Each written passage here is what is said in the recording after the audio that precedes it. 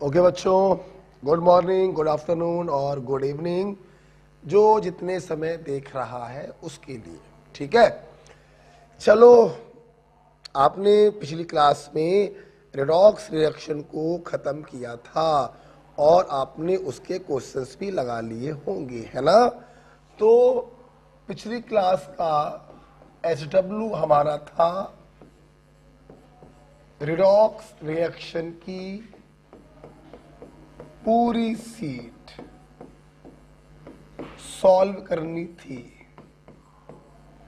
Okay, I hope आपने solve कर ली होगी और आपने अपने डाउट भी क्लियर कर लिए होंगे वाया वीडियो सॉल्यूशन। ठीक है, आज का ये तो कल का SW था, आज का SW है। आज तारीख कितनी है? जब आप ये वीडियो देख रहे होंगे तो तारीख होगी 12 नवंबर। ओके, आज का SW क्या होगा आइए देखते हैं। आज हम आपको पढ़ाएंगे नया चैप्टर वॉल्यूमेट्रिक प्रिंसिपल, तो उसमें तो कोई SW होगा नहीं। आपको याद होगा अभी आपने एक दिन पहले स्टीरियो आइसोमेरिज्म को रिवाइज किया है, तो आपका SW वही है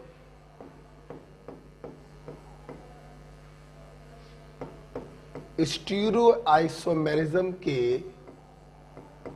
हाफ क्वेश्चन। ओके, जैसे मान लो 1 to 80 क्वेश्चन है तो आपने 40 क्वेश्चन लगा लिए। 100 क्वेश्चन है तो 50 सवाल लगा लिए, और 50 सवाल हो तो 25 सवाल लगा लिए। ये आज का SW होगा और कुछ खास SW देने की जरूरत नहीं है, क्योंकि क्वेश्चन बहुत होंगे। 50 सवाल भी अगर हम 40 सवाल भी लगा रहे हैं पीछे के किसी चैप्टर के तो पर्याप्त है। आप बहुत अच्छी मेहनत कर रहे हैं इसका मतलब। ठीक है, तो ये आज का आपका SW है, राइट बेटा। अच्छा, जैसे कि मैंने बोला कि per day new student join कर रही हैं, तो मैंने आपसे कहा था कि 2 मिनट मैं नए बच्चों को दूंगा। ये तो काम हो गया उन बच्चों के लिए जिन्होंने हमसे पढ़ रखा है। अच्छा, अब हम लोग बात करते हैं, 2 मिनट में देना चाहूंगा न्यू ज्वाइन स्टूडेंट को जिन्होंने अभी रिसेंटली ज्वाइन किया है। बच्चों आप सुन लो, अभी तक ऑनलाइन में मोल कॉन्सेप्ट स्टाइकियोमेट्री हो चुका है, पीरियोडिक टेबल हो चुका है, केमिकल बॉन्डिंग हो चुकी है, IUPAC हो चुकी है, आइसोमेरिज्म हो चुकी है, रेडॉक्स रिएक्शन हो चुकी है, और वॉल्यूमेट्री आज हम चालू करने जा रहे हैं। ठीक है, जो बच्चे शुरू से पढ़ रहे हैं उनका SW तो चल ही रहा है। अब देखिए, जो बच्चे मान लीजिए आज किसी बच्चे ने ज्वाइन किया है, आज का वीडियो उसका पहला वीडियो है, तो वो ये सुन ले। मैंने बच्चों से बोल रखा है 14 नवंबर तक आपको मोल कॉन्सेप्ट के सारे लेक्चर देख लेने हैं। 14 नवंबर तक आपको अपना मोल कॉन्सेप्ट खत्म करना है। अब 14 को भाई हम बहुत ज्यादा तो नहीं बढ़ा सकते हैं भाई, 14 को हम 15 कर सकते हैं बस। ठीक है, मतलब जो आज ज्वाइन कर रहे हैं बच्चे 15 नवंबर तक अपने मोल कॉन्सेप्ट को खत्म कर लें, और साथ में जो करंट टॉपिक चल रहा है दैट इज वॉल्यूमेट्रिक प्रिंसिपल, वो भी आपको देखना पड़ेगा। आपने लेट ज्वाइन किया है इसलिए आपको लोड लेना पड़ेगा, थोड़ा पेन लेना पड़ेगा। अच्छा बेटा, जो बच्चे आज ज्वाइन कर रहे हैं वो ये सोच लें कि 15 नवंबर तक आपको मोल खत्म करना है, लेकिन अगर आप चाहते हो आपको ये करंट टॉपिक समझ में आए तो बेटा आज आपको रेडॉक्स रिएक्शन भी देखना पड़ेगा। जिन बच्चों की आज पहली क्लास है तो वो तुरंत क्या करें, इस वीडियो को ऑफ कर दें और ये वाला वीडियो पहले देखें। जब आप ये वाला लेक्चर कंप्लीट करेंगे तभी आपको ये वाला लेक्चर समझ में आएगा। ठीक है, इसको पढ़ने में वैसे तो 3 क्लासें मैंने ली हैं, अगर आपके पास हमारे लास्ट ईयर के नोट्स हो तो आप उससे पढ़ सकते हैं, 2 घंटे में आपका रिवाइज हो जाएगा। आप हमसे नहीं पढ़े हैं, आपको वीडियो लेक्चर देखने पड़ेंगे, तो 2-2 घंटे के 3 लेक्चर हैं, लगभग 5.5 घंटे का फिर आपको यहाँ पे टाइम देना पड़ेगा। इसके आपको सवाल लगाने पड़ेंगे, 25-30 सवाल लगा लीजिएगा, फिर आप इस वीडियो को देखिएगा। ओके, तो न्यूली ज्वाइन बच्चों के लिए मैंने आज 2 बातें बोली हैं। 15 नवंबर तक मोल आपको खत्म कर लेना है, और आज का जो लेक्चर हम पढ़ाने जा रहे हैं वॉल्यूमेट्रिक, उससे पहले आपको 3-4 घंटे का समय देकर इस चैप्टर को खत्म करना है। ओके, हमारे पुराने बच्चों के लिए HW स्टीरियो आइसोमेरिज्म के आधे सवाल लगाने। ठीक है, हम चालू करने जा रहे हैं आज की क्लास। देखिए बेटा, आज की मेरी क्लास है वॉल्यूमेट्रिक प्रिंसिपल या एनालिसिस। देखो बेटा, आज बहुत तेज सर में दर्द हो रहा है।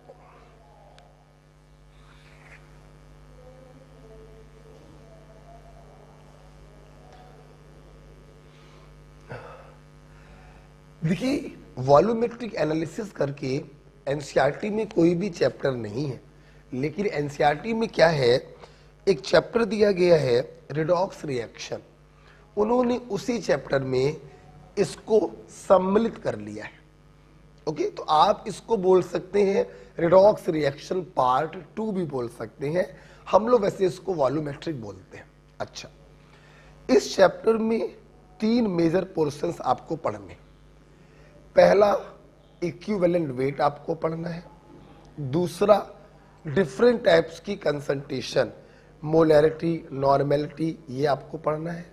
और तीसरा, टाइप्स ऑफ टाइट्रेशन आपको पढ़ना है। तो मैं आज स्टार्ट करने जा रहा हूं पहला वाला टॉपिक, इक्विवेलेंट वेट।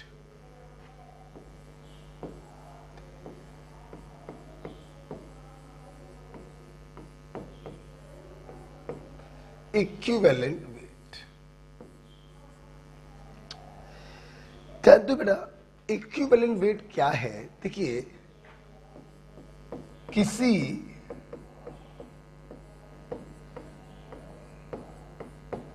सब्सटेंस का वो वेट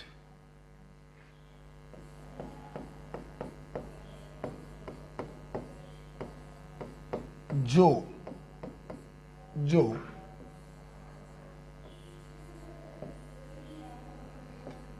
1 ग्राम हाइड्रोजन से या 8 ग्राम ऑक्सीजन से या 35.5 ग्राम क्लोरीन से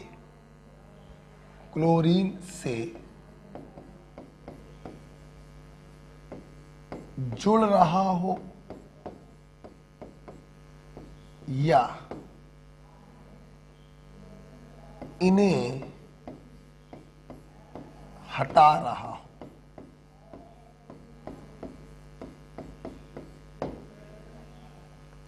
लिख लीजिए, फिर समझाते हैं। देखिए, इसमें कोई शक नहीं है कि इक्विवेलेंट वेट भी एक प्रकार का वेट है। अब सवाल है किस प्रकार का वेट है, तो सुनिए, किसी सब्सटेंस का वो वेट जो 1 ग्राम हाइड्रोजन से या 8 ग्राम ऑक्सीजन से या 35.5 ग्राम क्लोरीन से या तो जुड़ रहा हो या फिर इस चीज को अपने अंदर से हटा रहा हो, वही वेट उस सब्सटेंस का इक्विवेलेंट वेट कहलाता है। जैसे इधर देखो बेटा, अब लिखना मत, इसके बाद जो भी हम लिखें समझना। मैंने कहा एक मेटल है 40 ग्राम, ये 2 ग्राम हाइड्रोजन से कंबाइन कर रहा है और अपना कंपाउंड बना रहा है। बताइए इस मेटल का इक्विवेलेंट वेट क्या होगा? ये सवाल आया, सुनना बेटा, हमें इस मेटल का वो वेट निकालना है जो 1 ग्राम हाइड्रोजन से कंबाइन कर रहा हो। आप अगर ध्यान से देखें तो इस मेटल का 40 ग्राम कंबाइन कर रहा है 2 ग्राम हाइड्रोजन से। हमें इसका वो वेट निकालना है जो 1 ग्राम हाइड्रोजन से कंबाइन कर रहा हो। तो लिखेंगे कैसे, आपको नहीं लिखना है, 2 ग्राम हाइड्रोजन से कंबाइन कर रहा है 40 ग्राम मेटल, इसलिए 1 ग्राम हाइड्रोजन से कंबाइन करेगा 20 ग्राम मेटल। आपको मालूम है किसी सब्सटेंस का वो वेट जो 1 ग्राम हाइड्रोजन से कंबाइन करता है वही वेट कहलाता है उसका इक्विवेलेंट वेट। मतलब इस मेटल का इक्विवेलेंट वेट कितना आ गया, 20 ग्राम। ओके, और देखते हैं, हटाते हैं इसको और देखते हैं, ठीक है। जैसे मान लीजिए मैंने आपको क्वेश्चन दिया, भाई एक मेटल ऑक्साइड है, मान लो ऐसे समझाने के लिए 200 ग्राम, ठीक भाई। हमने इसको गर्म किया तो ये मेटल में और ऑक्सीजन में टूट गया। इसने ऑक्सीजन दिया 32 ग्राम। बताइए इस मेटल ऑक्साइड का वेट क्या होगा। अगेन देखिए, अगर आपको इसका इक्विवेलेंट वेट निकालना है तो इसका वो वेट निकालना पड़ेगा जो अपने अंदर से 8 ग्राम ऑक्सीजन को निकाले। भाई या तो जुड़ रहा हो या फिर उसको अपने अंदर से हटा रहा हो। इसके पहले वाला जो एग्जाम्पल कराया था जुड़ने वाला कराया था, ये वाला जो एग्जाम्पल है ये हटाने वाला एग्जाम्पल है। ठीक है, देखना बेटा, हम लिख सकते हैं 32 ग्राम ऑक्सीजन से ऑक्सीजन को हटा रहा है 200 ग्राम मेटल ऑक्साइड। एम तो आप बताओ 8 ग्राम ऑक्सीजन को हटाएगा 200/32 गुणे 8, 50 ग्राम मेटल ऑक्साइड। उम्मीद करते हैं आप समझ गए होंगे कि 50 ग्राम इस मेटल ऑक्साइड का वो वेट आया है जो 8 ग्राम ऑक्सीजन को अपने अंदर से हटा रहा है। तो यही इसका कहलाएगा इक्विवेलेंट वेट। तो मैं उम्मीद करता हूं 2 एग्जाम्पल से आपको ये क्लियर हो रहा है कि व्हाट इज इक्विवेलेंट वेट। किसी सब्सटेंस का वो वेट जो 8 ग्राम ऑक्सीजन को या तो जोड़ रहा हो या उसे अपने अंदर से हटा रहा हो, वही वेट कहलाता है उसका इक्विवेलेंट वेट। तो अब बताओ, जहां पर बैठे हो वहां पर बैठ के बोलो व्हाट इज इक्विवेलेंट वेट। किसी सब्सटेंस का वो वेट जो 1 ग्राम हाइड्रोजन से या 8 ग्राम ऑक्सीजन से या 35.5 ग्राम क्लोरीन से या तो जुड़ रहा हो या उसे अपने अंदर से हटा रहा हो। ओके बेटा, अच्छा भाई अब सुनना, अजीब है यार ये। अरे भाई हटो, ठीक है। अब मेरी बात सुनो बेटा, जब आपने ये डेफिनेशन पढ़ी इक्विवेलेंट वेट की तो यहां पे मैं आपको एक बात और बताना चाहता हूं। ये जो इक्विवेलेंट वेट होता है बेटा, ये एक वेरिएबल क्वांटिटी है। अभी मैं दिखाऊंगा अभी आपको।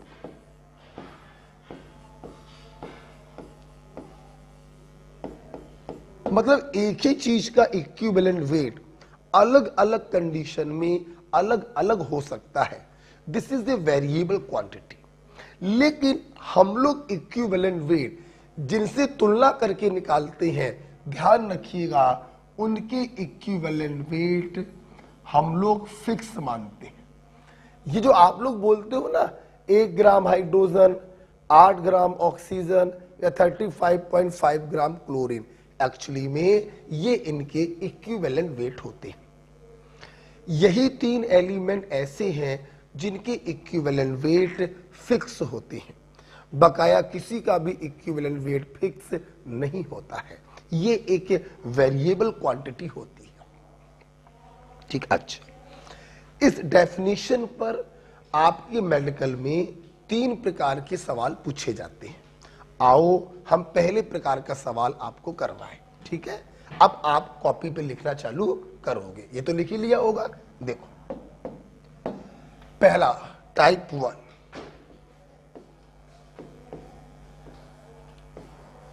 टाइप 1 लिखेंगे। A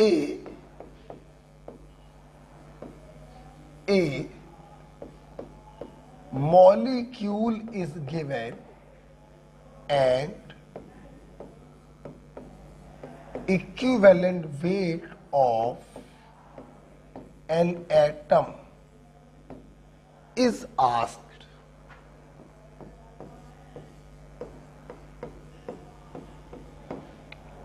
ठीक है, देखिए, देखो बेटा, मतलब पहले प्रकार के सवाल आते हैं, आपको कोई मॉलिक्यूल दिया जाता है और आपसे उस मॉलिक्यूल के अंदर किसी एटम का इक्विवेलेंट वेट आपसे पूछा जाता है। फॉर एग्जाम्पल मैंने बोला C3O2 और मैंने आपसे कहा C3O2 में कार्बन का इक्विवेलेंट वेट बताइए। तो सबसे पहले आप ये बताओ, आप हमारी इस हेडिंग से सहमत हो कि नहीं? मॉलिक्यूल दिया जाएगा और किसी एटम का इक्विवेलेंट वेट आपसे पूछा जाएगा। ठीक, अब सुनना बेटा, देखिए, टाइप 1 हो, टाइप 2 हो या टाइप 3 हो, जिसका इक्विवेलेंट वेट आपको निकालना है, आपको उसका वो वेट निकालना पड़ेगा जो 1 ग्राम हाइड्रोजन या 8 ग्राम ऑक्सीजन या 35.5 ग्राम क्लोरीन से या तो जुड़ रहा हो या फिर उसे अपने अंदर से हटा रहा हो। क्लियर? सुन देना ना मेरी बात। अच्छा, तुम्हारा इक्विवेलेंट वेट निकालना है, तुम जुड़ रहे हो ऑक्सीजन से, अच्छा ठीक है, तो हमें तुम्हारा वो वेट निकालना पड़ेगा जो 8 ग्राम ऑक्सीजन से जुड़ रहा हो। ठीक, अब सुनना, कभी भी इस प्रकार के सवाल आए, आपका सबसे पहला काम होगा मोल कॉन्सेप्ट का इस्तेमाल करके जिसका इक्विवेलेंट वेट पूछा गया और वो जिसके साथ जुड़ रहा हो, दोनों के वेट निकालना। बोलो क्या निकालना? वेट निकालना। सबसे पहले हम मोल कॉन्सेप्ट लगाकर दोनों लोगों का वेट निकाल लेते हैं, उसके बाद हम इक्विवेलेंट वेट का फंडा उसके ऊपर लगाएंगे। ठीक, अच्छा, हो सकता है कुछ बच्चों ने मूल कॉन्सेप्ट ना पढ़ा हो, तो आइए जरा 2 मिनट का रिवीजन कर लेते हैं। मान लीजिए कोई मॉलिक्यूल है ये, तो कोई मॉलिक्यूल को हम कैसे पढ़ते हैं, जिन बच्चों ने मोल पढ़ा है वो समझ गए होंगे। ये मॉलिक्यूल आपसे कह रहा है कि m मोल A का जुड़ा हुआ है n मोल B से। मतलब एटम जो होते हैं वो अपने मोल रेशियो में होते हैं, वेट रेशियो में नहीं होते। फॉर एग्जाम्पल हमने आपको बोला C3O2, तो इसका मतलब ये हुआ कि C3O2 के अंदर 3 मोल कार्बन एटम है एंड 2 मोल ऑक्सीजन एटम है। ध्यान रखिएगा, मॉलिक्यूल के अंदर एटम्स होते हैं। ये जो मोल आप लिखते हैं ये एटम्स के मोल लिखते हैं। फॉर एग्जाम्पल मान लीजिए हमने आपको दिया N2H4, तो ये आपसे क्या कह रहा है कि N2H4 के अंदर 2 मोल नाइट्रोजन एटम का है और 4 मोल हाइड्रोजन एटम का है। तो इस प्रकार से हम लोग किसी मॉलिक्यूल को कैसे पढ़ते हैं, ये उसका मतलब हुआ। ओके, ठीक है बेटा। कैसे पढ़ते हैं मॉलिक्यूल को? मोल के टर्म से पढ़ते हैं। एक पॉइंट तो ये क्लियर कर लीजिए, जिन बच्चों ने मोल नहीं पढ़ा वो हाशिए में कहीं पर इसको लिख भी ले, ये सब यूज होगा इसके अंदर। एक चीज और बता दे रहे हैं आपको, जिन्होंने मोल नहीं पढ़ा उनके लिए। देखिए थोड़ा देर रुक जाओ इसको। मोल के आपने 3 फार्मूले पढ़े हैं। हमसे पहला फार्मूला बता रहे हैं, वेट इन ग्राम अपॉन एटॉमिक वेट या मॉलिक्यूलर वेट। हमारे बच्चे जानते हैं अगर हमारी स्पीसीज एटम है तो हम एटॉमिक वेट से डिवाइड करते हैं, और अगर हमारी स्पीसीज मॉलिक्यूल है तो हम मॉलिक्यूलर वेट से डिवाइड करते हैं। एटम का मेरा मतलब होता है जो अकेला हो। H एटम है, एटॉमिक वेट 1। O एटम है, एटॉमिक वेट 16। N एटम है, एटॉमिक वेट 14। Na एटम है, एटॉमिक वेट 23। C एटम है, atomic weight 12 and so on. Molecule का मतलब होता है ग्रुप ऑफ एटम। जैसे H2 मॉलिक्यूल है, तो मॉलिक्यूल के लिए मॉलिक्यूलर वेट 2 × 1 2। O2 मॉलिक्यूल है, 2 × 16 32। और देखो बेटा CO2 मॉलिक्यूल है, 12 + 32 44। तो ध्यान रखिएगा बेटा, मोल का पहला फार्मूला था weight in upon atomic weight या मॉलिक्यूलर वेट। एटॉमिक वेट से डिवाइड करते हैं जब हमारी स्पीसीज एटम होती है, और मॉलिक्यूलर वेट से डिवाइड करते हैं जब हमारी स्पीसीज मॉलिक्यूलर होती है। ठीक है, तो यहां से बेटा आपने सीखा, अगर आपको किसी का मोल मालूम चल जाए तो उसमें एटॉमिक वेट से मल्टीप्लाई कर दें तो उसका वेट आ जाएगा, अगर स्पीसीज क्या है एटॉमिक। और मॉलिक्यूलर वेट से मल्टीप्लाई कर दें तो मॉलिक्यूल का वेट आ जाएगा, अगर स्पीसीज क्या है मॉलिक्यूलर। तो जिन्होंने मोल कॉन्सेप्ट नहीं पढ़ा है वो इस चीज को भी कहीं पर लिख लें। ठीक है, अब मैं अपने उसी क्वेश्चन पे आ रहा हूं, मैं इसको हटाने जा रहा हूं। ठीक, हटा रहा हूं बेटा, मैं इस चीज को हटा रहा हूं। ओके, अब आइए मैं उसी क्वेश्चन पे आ रहा हूं, दैट इज C3O2। देखिए अब सबको समझ में आएगा, हमें इसका इक्विवेलेंट वेट निकाला। देखना, सबसे पहले हमने मोल कॉन्सेप्ट लगाया, और मोल कॉन्सेप्ट हमसे चीख चीख के कह रहा है कि 3 मोल कार्बन अटैच है 2 मोल ऑक्सीजन एटम से।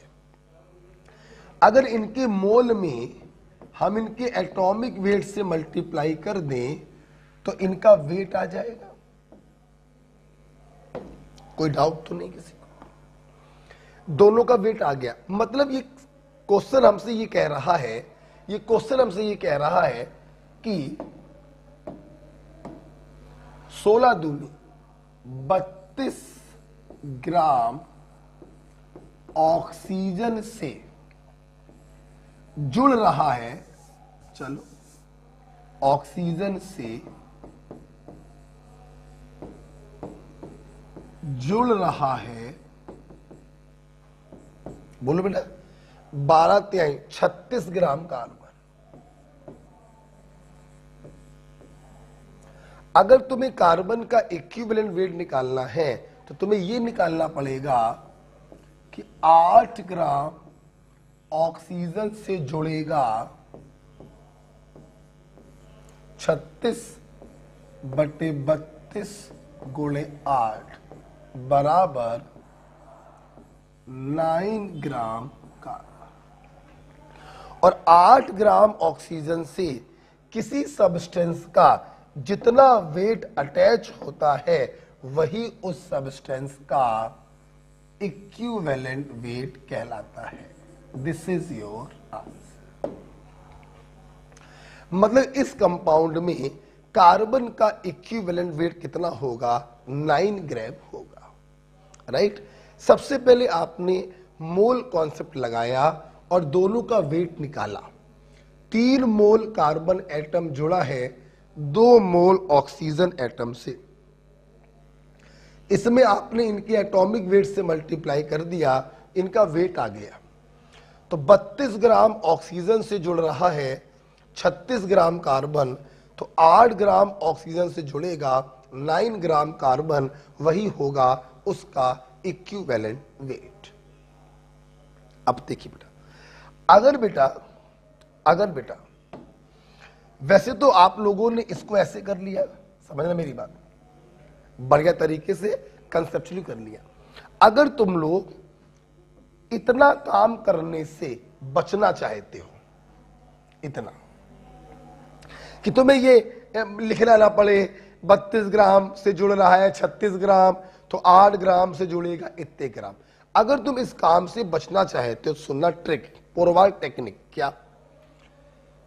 ऑक्सीजन के वेट के नीचे रखना उसका इक्विवेलेंट वेट,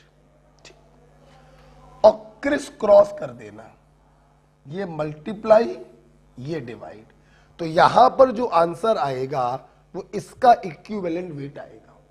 कैसे? समझो मेरी बात। 8 को मल्टीप्लाई किया और उससे डिवाइड किया। ओके बेटा, आप ध्यान से अगर देखें तो 8 दूनी 16, 2 दूनी 4 तिहाई 12, 3 तिरका 9। ये देखिए, this is the equivalent weight of carbon, वही आंसर आया। तो कभी भी इस प्रकार के क्वेश्चन आए, आप सबसे पहले मोल कॉन्सेप्ट लगाकर उनका वेट निकाल लेंगे, फिर चाहे पढ़ के कर लो या इस स्टाइल से कर लो, उसके नीचे रखो उसका equivalent weight. M I right? और क्रिस क्रॉस। ओके बेटा, जैसे और देखते हैं एक एग्जांपल, हमसे और देख लो फिर आप लिखना। हमने आपसे बोला N2H4 में N का इक्विवेलेंट वेट बताओ। ठीक, किसका बेटा? N का। आई करते, सबसे पहले मोल कॉन्सेप्ट लगा के हम दोनों के वेट निकालेंगे।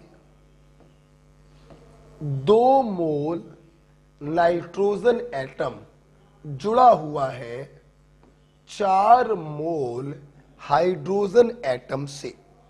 हम इनके मोल में इनके एटॉमिक वेट से मल्टीप्लाई करेंगे तो इनके वेट आ जाएंगे।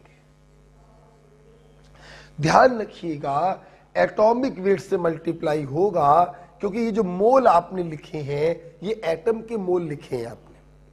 ओके, अब हमने क्या किया, ट्रिक से कर दे रहे हैं। हाइड्रोजन के वेट के नीचे हाइड्रोजन का इक्विवेलेंट वेट रखा, इसको ऊपर ले जाके मल्टीप्लाई, इसको नीचे ले जाकर डिवाइड। देखिए क्या हुआ, 2 × 14 × 1 अपॉन 4। M I right? आप जब इसको सॉल्व करेंगे तो ये आपका आंसर आ जाएगा 7 gram. This is your answer.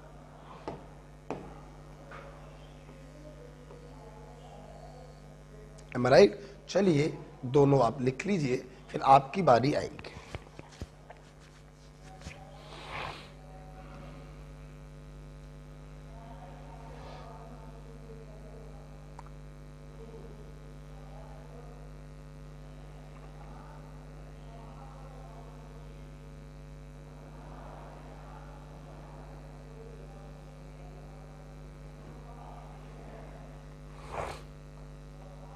ठीक है, लिख लिया बेटा। ये दो एग्जाम्पल मैंने आपको करके दिखाए। मोल कॉन्सेप्ट से पहले दोनों का वेट निकालेंगे, फिर उसके नीचे रखेंगे उसका इक्विवेलेंट वेट, क्रिस क्रॉस करेंगे तो यहां पर उसका इक्विवेलेंट वेट आ जाएगा। ओके, अभी आपको हम डेफिनेशन से करवा रहे हैं चीजों को। ये सारे क्वेश्चन हम ग्राम इक्विवेलेंट प्रिंसिपल से भी करवाएंगे। अभी हम आपको इक्विवेलेंट वेट की डेफिनेशन सिखाना चाहते हैं बस। ओके, चलिए आपकी बारी आती है, मैं इसको हटाता हूं। चलिए करिए। NH3 में N का बताइए और H2Cl2 में S का बताइए। अगर किसी का एटॉमिक वेट ना मालूम हो देख लेना। नाइट्रोजन का 14 होता है, हाइड्रोजन का 1, सल्फर का 32, क्लोरीन का 35.5। करें।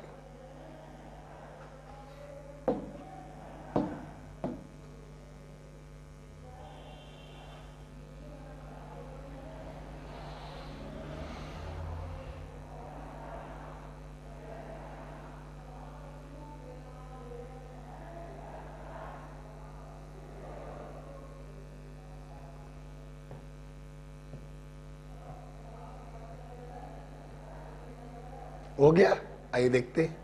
सबसे पहले क्या करेंगे हम लोग, मोल कॉन्सेप्ट लगाएंगे। देखिए, अकॉर्डिंग टू मोल कॉन्सेप्ट इसके अंदर 1 मोल नाइट्रोजन एटम है और 3 मोल हाइड्रोजन एटम है। हमें मोल नहीं चाहिए, हमें उसका वेट चाहिए है। हमने एटॉमिक वेट से मल्टीप्लाई कर दिया, सॉरी, हमने एटॉमिक वेट से मल्टीप्लाई कर दिया, सबका वेट आ गया। अब हाइड्रोजन के नीचे रखेंगे उसका इक्विवेलेंट वेट और करेंगे क्रिस क्रॉस, तो 14/3। I think this is your answer.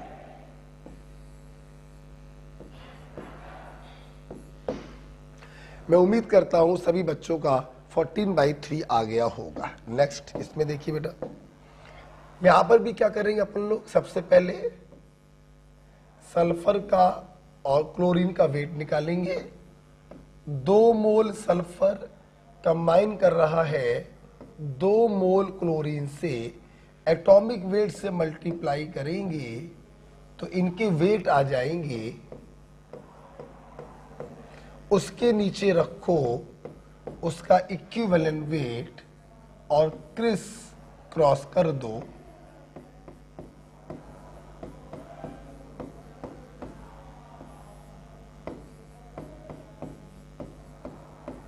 आपको समझ में आ गया होगा। आप देखिए 2 से 2 आंसर आ गया 32 ग्राम। तो इस प्रकार से देखिए, यहां पर नाइट्रोजन का इक्विवेलेंट वेट 14/3 आया है और यहां पर सल्फर का आया है 32 ग्राम। ओके, लिख लिया होगा आप लोगों ने। तो चलिए हटा देते हैं, हटा दे, हटा दे, हटा दे, चल हट गया। राइट, अगला सवाल करिए। Fe2O3 में आयरन का बताना है। आयरन का एटॉमिक वेट 56 होता है और ऑक्सीजन का 16 होता है। करिए।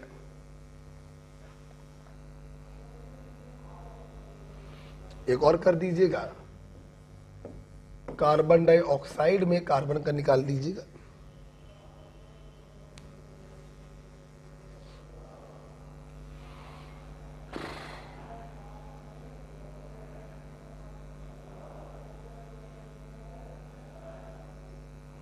हुआ बेटा?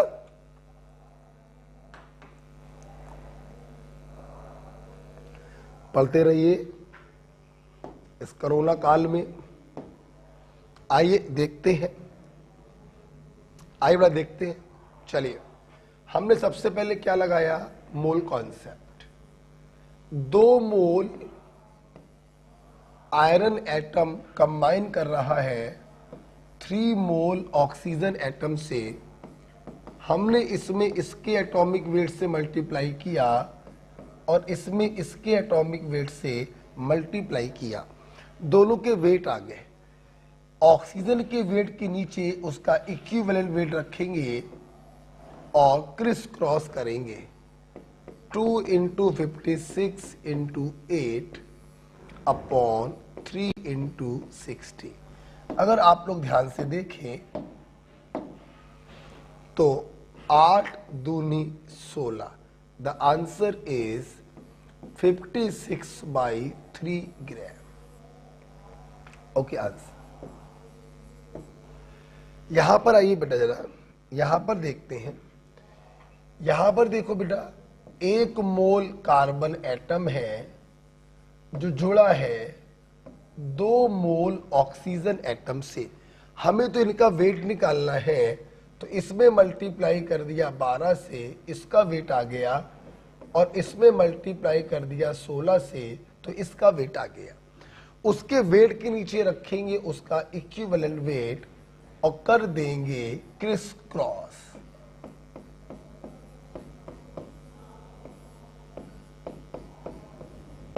आप ध्यान से अगर देखें तो 8 दूनी 16, 2 दूनी 4 तिहाई 12, तो कार्बन का इक्विवेलेंट वेट आ गया 3। तो इस प्रकार से बेटा आप कोई भी क्वेश्चन जो है वो चुटकी बजा के सॉल्व कर सकते हैं इक्विवेलेंट वेट की डेफिनेशन पर।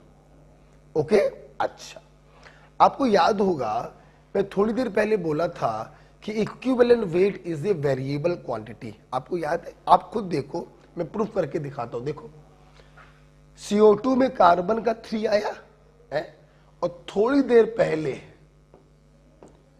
तुम C3O2 में निकाल चुके थे, 9 आया था। तो आप देखिए सेम एटम है, देखिए इक्विवेलेंट वेट यहां पर 9 है और यहां पर 3 है। तो आप कह सकते हैं एक ही आदमी का इक्विवेलेंट वेट अलग अलग जगहों पर अलग अलग हो जाता है, अर्थात equivalent weight is a variable quantity. जबकि अगर आपको ध्यान से देखें, कार्बन का एटॉमिक वेट यहां पर भी 12 लिया था और यहां पर भी आपने 12 ही रखा था। तो atomic weight is a fix quantity but equivalent weight is a variable quantity. Okay बेटा, तो टाइप 1 के क्वेश्चन आई होप आपने एंजॉय किए, आपको समझ में आए। फिर से एक बार हिंट दे रहे हैं। सबसे पहले क्या करेंगे, मोल कॉन्सेप्ट लगाकर हम दोनों लोगों का वेट निकाल लेते हैं, फिर उसके नीचे रखेंगे उसका इक्विवेलेंट वेट, क्रिस क्रॉस करेंगे, यहां पर जो आंसर आएगा वो उसका इक्विवेलेंट वेट होगा। ये जो तरीका मैंने बताया ये इक्विवेलेंट वेट की डेफिनेशन पर आधारित है। भविष्य में ये सारे सवाल हम ग्राम इक्विवेलेंट प्रिंसिपल से भी सॉल्व करेंगे, ठीक है। टाइप 1 के बाद आइए देखते हैं टाइप 2।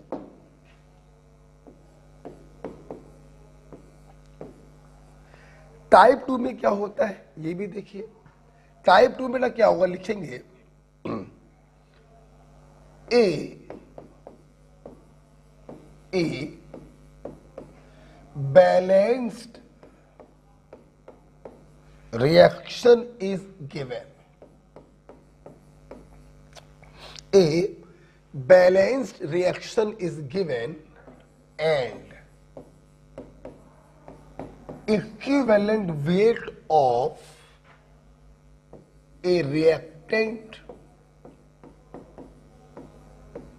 or product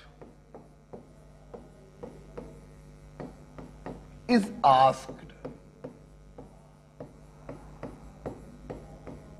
सुनिए बेटा, इसमें क्या होता है बेटा, एक बैलेंस रिएक्शन दी जाती है और हमसे किसी रिएक्टेंट या प्रोडक्ट का इक्विवेलेंट वेट पूछा जाता है।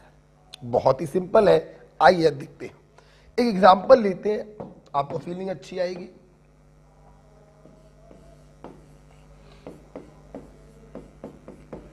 N2 plus 3S2 बराबर ट्वाइस NH3। सवाल आया नाइट्रोजन का इक्विवेलेंट वेट बताओ। देखो बेटा बिल्कुल टाइप 1 है, यहां पर भी हम लोग मोल कॉन्सेप्ट की हेल्प से दोनों का वेट निकालेंगे, फिर उसके नीचे रखेंगे उसका इक्विवेलेंट वेट और कर देंगे क्रिस क्रॉस। तरीका वही है, परंतु देखिए बेटा जब किसी मॉलिक्यूल को पढ़ते हैं तो भी मोल के टर्म्स में पढ़ते हैं, और जब किसी रिएक्शन को पढ़ते हैं तब भी मोल के टर्म्स में ही पढ़ते हैं। ये सब मैंने मोल कॉन्सेप्ट में सिखाया है। मैं उन बच्चों के लिए बता रहा हूं जिन्होंने मोल अभी नहीं पढ़ा है। देखिए मॉलिक्यूल को जब पढ़ते हैं तो अंदर वाले कॉफिशिएंट से पढ़ते हैं, 3 mole carbon and 2 mole oxygen. और जब किसी रिएक्शन को पढ़ते हैं तो बाहर वाले कॉफिशिएंट से पढ़ते हैं। यहां पे पढ़ेंगे इनर कॉफिशिएंट से और यहां पे पढ़ते हैं आउटर कॉफिशिएंट से। कैसे? देखो ये रिएक्शन आपसे कह रही है 1 मोल नाइट्रोजन मॉलिक्यूल N2 है तो मॉलिक्यूल हो गया, जुड़ रहा है 3 मोल हाइड्रोजन मॉलिक्यूल से और बना रहा है 2 मोल अमोनिया मॉलिक्यूल। अर्थात फिर से देखेंगे एक बार, फिर से देखेंगे 1 मोल नाइट्रोजन मॉलिक्यूल कंबाइन कर रहा है 3 मोल हाइड्रोजन मॉलिक्यूल से, राइट। आपको नाइट्रोजन का इक्विवेलेंट वेट निकालना, तो सबसे पहले मोल की हेल्प से दोनों का वेट निकालेंगे। इसमें मल्टीप्लाई, अब सुनना बे, ये मॉलिक्यूल है, मोल को वेट में बदलने के लिए अब मॉलिक्यूलर वेट से मल्टीप्लाई होगा। हम फिर बता दे रहे हैं, ध्यान सुन लो। नाइट्रोजन एटम एटॉमिक वेट 14, लेकिन नाइट्रोजन मॉलिक्यूल तो मॉलिक्यूलर वेट 14 दूनी 28। ठीक है, अच्छा भाई देखिए, तो मॉलिक्यूलर वेट से मल्टीप्लाई करेंगे 28 ग्राम में आ गया। इसको वेट में बदलोगे, ये भी देखिए मॉलिक्यूल है, मॉलिक्यूलर वेट से मल्टीप्लाई करेंगे 2। अब उसके नीचे रखो उसका इक्विवेलेंट वेट जो हमेशा 1 ही होगा, क्रिस क्रॉस कर दो, ऊपर 28 आएगा, नीचे आएगा 6।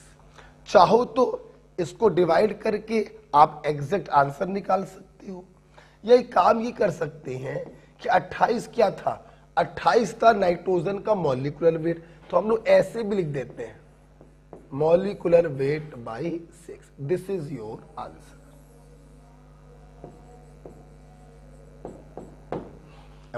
चाहो तो आप मॉलिक्यूलर वेट बाई 6 लिख दो, या चाहो तो आप मॉलिक्यूलर वेट की रख दो वैल्यू 28 ग्राम बटे 6, डिवाइड करो, आंसर आ जाएगा।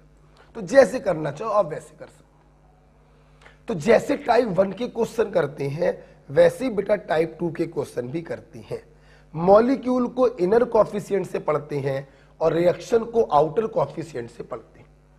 एटम के मोल को वेट में बदलने के लिए एटॉमिक वेट से मल्टीप्लाई करते हैं और मॉलिक्यूल के मोल को वेट में बदलने के लिए मॉलिक्यूलर वेट से मल्टीप्लाई करते हैं। मैं उम्मीद करता हूं आपको यह समझ में आया। ठीक, एक और करवाते हैं, चलिए, अगर आपने लिख लिया। इक्विवेलेंट वेट एक वेरिएबल क्वांटिटी है, लेकिन ध्यान रखना 3 लोग इस दुनिया में ऐसे हैं जिनके इक्विवेलेंट वेट फिक्स होते हैं। हाइड्रोजन का 1, ऑक्सीजन का 8 और क्लोरीन का 35.5। ओके ओके बेटा, आइए एक दूसरा क्वेश्चन देखते हैं। इसी क्वेश्चन को रिवर्स कर दिया।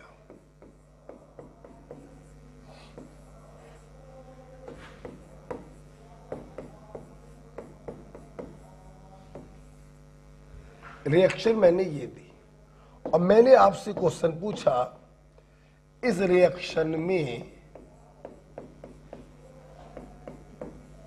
अमोनिया का इक्विवेलेंट वेट बताइए। तरीका फिर से वही है, हम लोग मोल की हेल्प से दोनों के वेट निकालेंगे। देखिए 2 मोल अमोनिया टूट कर दे रहा है 1 मोल नाइट्रोजन और 3 मोल हाइड्रोजन। हमें मतलब हाइड्रोजन ऑक्सीजन या क्लोरीन से होता है, क्योंकि उन्हीं के रेस्पेक्ट में हम इक्विवेलेंट वेट को कैलकुलेट करते हैं। ठीक है, इसके पहले वाले केस में जुड़ने वाला केस था, ये वाले में निकालने वाला केस है। तो 2 मोल अमोनिया निकाल रहा है 3 मोल हाइड्रोजन।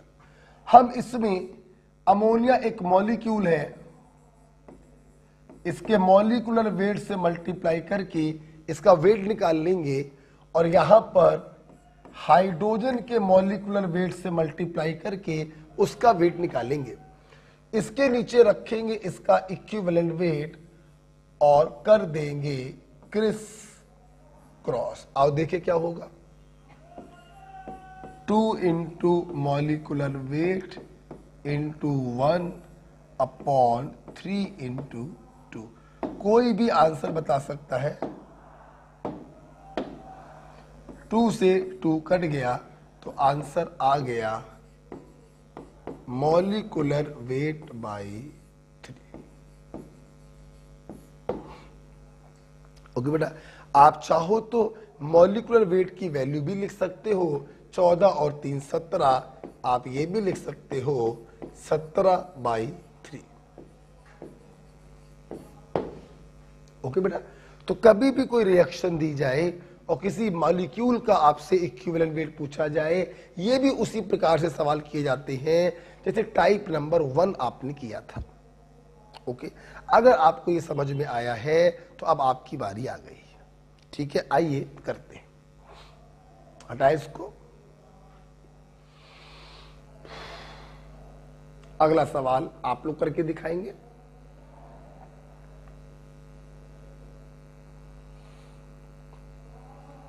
हटाए बेटा। आज हमने आपसे कहीं पर भी वीडियो पॉज नहीं करवाया है, हमने आपको लिखने का प्रॉपर समय दे दिया है। ठीक है, हटाते हैं। अगला सवाल आप लोग करेंगे। चलिए, हटा दिया। देखो बेटा, सवाल दिया KClO3 टूट कर दे रहा है KCl + 3/2 ऑक्सीजन, और सवाल हमने आपसे पूछा इस KClO3 का इक्विवेलेंट वेट बताइए। इसका मॉलिक्यूलर वेट मत निकालिएगा, आप उसकी जगह MWT लिख दीजिएगा। ठीक है, करिए।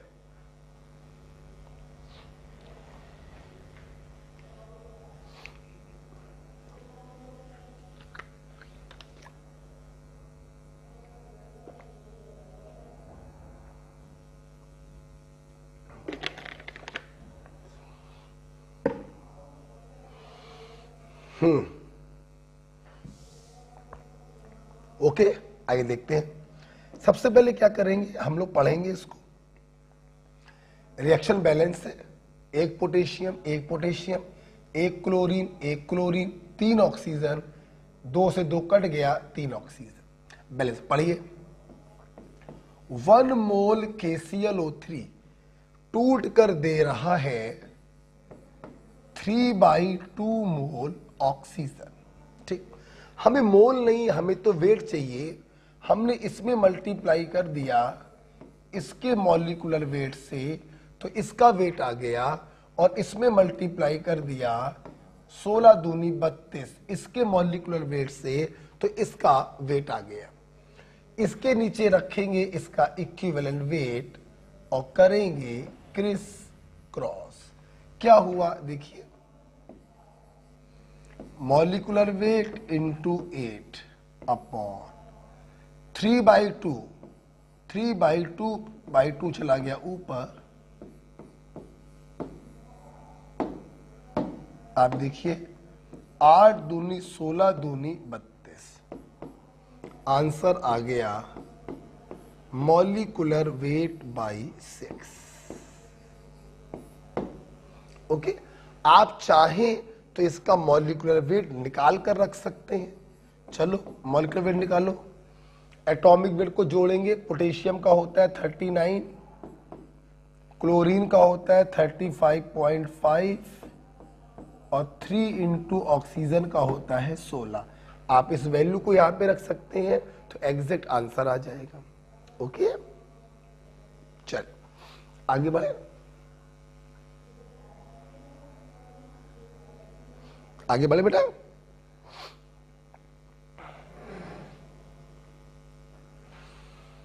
इस प्रकार से आप किसी भी रिएक्शन में किसी भी मॉलिक्यूल का इक्विवेलेंट वेट निकाल सकते हैं। ध्यान रखिएगा, आप इक्विवेलेंट वेट की डेफिनेशन पढ़ रहे हैं, यहां पर हाइड्रोजन, ऑक्सीजन या क्लोरीन जरूर होना चाहिए। ठीक है, हटाते हैं इसको। चलिए अगला सवाल करके दिखाइए।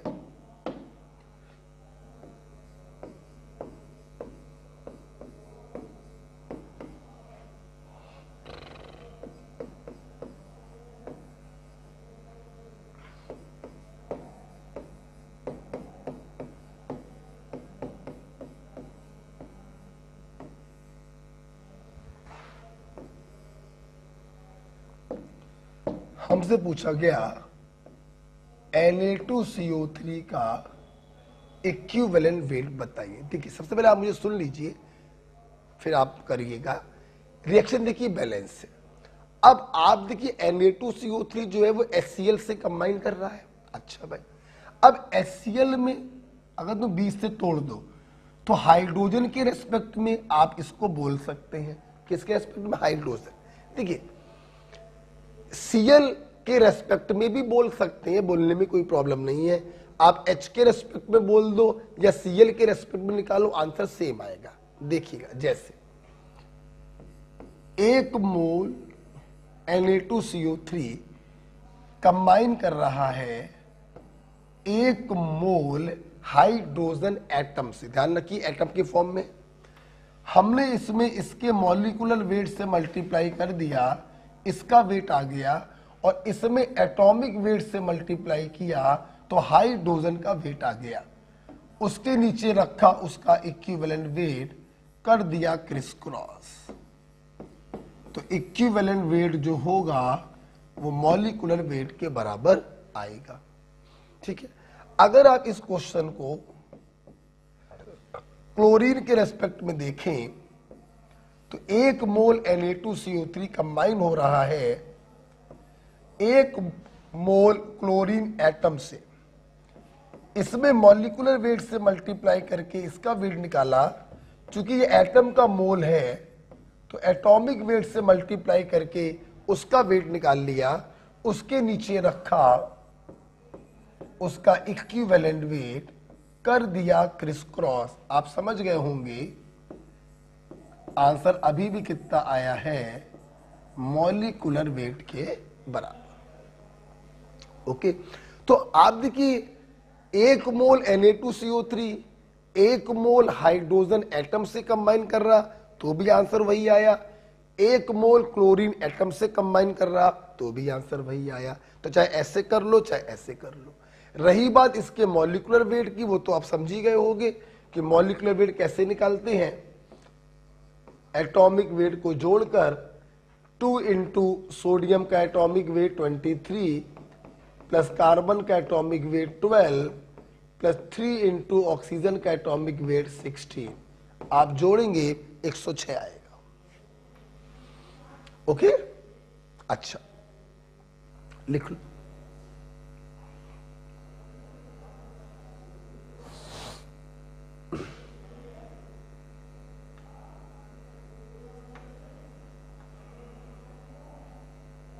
ठीक है बेटा, अब देखिए बेटा, अगर आपको समझ में आया है तो मुंह जवानी, कॉपी पे नहीं लिखना, मुंह जवानी बताना।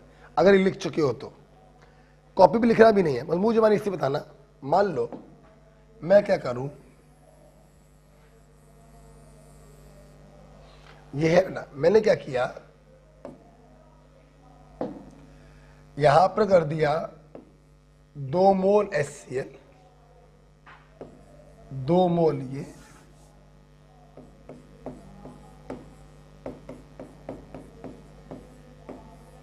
और अब मैंने आपसे पूछा बताइए Na2CO3 का इक्विवेलेंट वेट क्या होगा। जल्दी से बताओ, जहां है बड़े जल्दी से बताओ। मॉलिक्यूलर वेट अभी भी आएगा या मॉलिक्यूलर वेट बाई 2 आएगा? Of course molecular weight by 2 आएगा। क्यों? 1 मोल Na2CO3 कंबाइन कर रहा है 2 मोल हाइड्रोजन एटम से, इसमें इसके मॉलिक्यूलर वेट से मल्टीप्लाई, ये एटम का मोल है, एटॉमिक वेट से मल्टीप्लाई होगा, नीचे रखेंगे उसका equivalent weight, criss cross, answer आएगा मॉलिक्यूलर वेट बाई 2।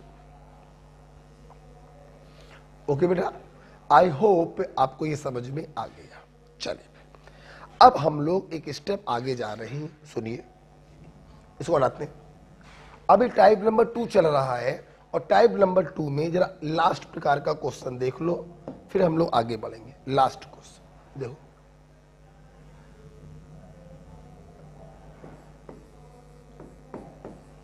एक मेटल है 40 ग्राम। इस मेटल ने डाइल्यूट एसिड से रिएक्शन किया। देखिए बेटा, एसिड का अगर नाम बोला जाए तो उसका फार्मूला लिख देते हैं।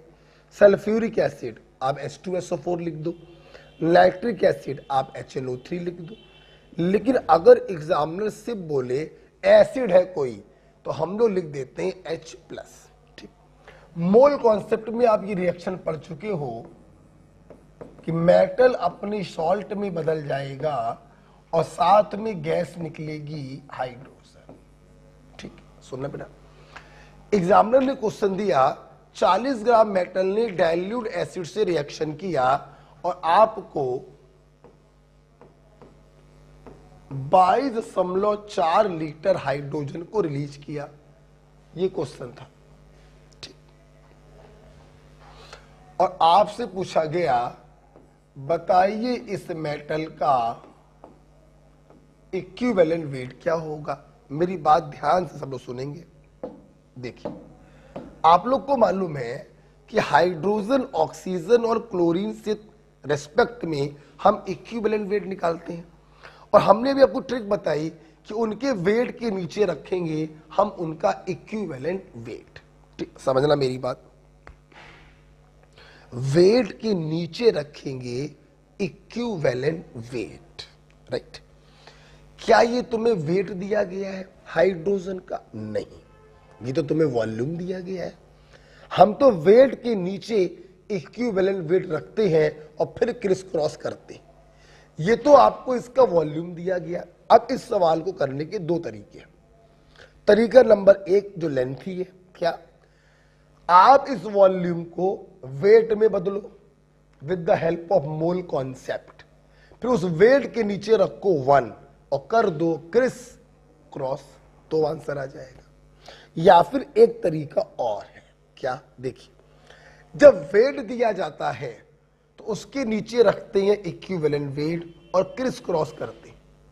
अगर वॉल्यूम दिया जाए तो हम उसके नीचे रखते हैं इक्विवेलेंट वॉल्यूम। तो क्या रखते हैं? Equivalent volume. जिस प्रकार से हर सब्सटेंस का एक इक्विवेलेंट वेट होता है, उसी प्रकार से हर सब्सटेंस का एक इक्विवेलेंट वॉल्यूम होता है। जिस प्रकार से हाइड्रोजन, ऑक्सीजन और क्लोरीन का इक्विवेलेंट वेट फिक्स होता है, उसी प्रकार से इन तीनों का इक्विवेलेंट वॉल्यूम भी फिक्स होता है। हाशिए पे कहीं लिख लीजिएगा, hydrogen, oxygen, chlorine, equivalent weight है 1 ग्राम, 8 ग्राम, 35.5 ग्राम,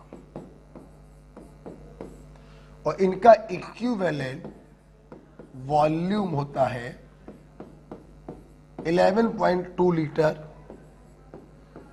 5.6 लीटर और 11.2 लीटर। हाशिए पे कहीं पर इसको लिख लेना। मतलब उस वॉल्यूम को या तो आप वेट में कन्वर्ट करो, फिर वेट के नीचे रखो इक्विवेलेंट वेट और फिर कर दो क्रिस क्रॉस, या तो वो तरीका है, या फिर आप क्या करो, हाइड्रोजन का वॉल्यूम दिया गया है, आप उसके नीचे रखो उसका इक्विवेलेंट वॉल्यूम। ओके, ये देखिए बेटा, तो मैं इसके नीचे क्या रखूंगा, इसका इक्विवेलेंट वॉल्यूम। ओके,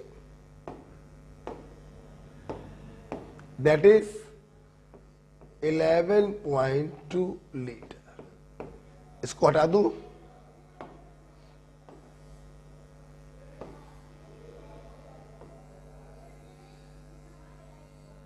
ठीक है। आप देखिए, अब हम लोग क्या करेंगे, इसको ले जाएंगे क्रिस क्रॉस में,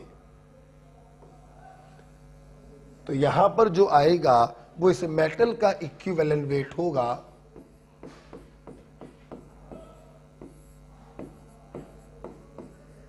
आप सॉल्व कर लीजिए।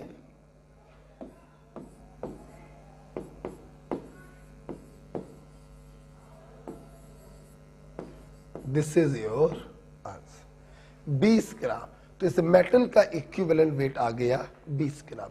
ये हमने आपको एक नई वैरायटी का सवाल कराया कि अगर वेट दिए जाएं तो उसके नीचे रखना इक्विवेलेंट वेट, फिर कर देना क्रिस क्रॉस। लेकिन अगर वॉल्यूम दिया जाए तो उसके नीचे रखना इक्विवेलेंट वॉल्यूम और फिर करना क्रिस क्रॉस। ओके बेटा, पक्की बात। चलिए आगे वाले बेटा, ठीक है। चलिए अब हम अपने स्टूडेंट को ले जा रहे हैं टाइप नंबर 3 के तरफ।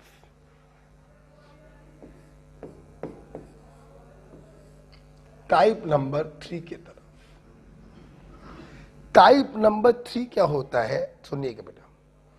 टाइप नंबर 1 में आपको मॉलिक्यूल दिया, किसी एटम का पूछा। टाइप नंबर 2 में कोई बैलेंस रिएक्शन दी, किसी रिएक्टेंट या प्रोडक्ट का पूछा।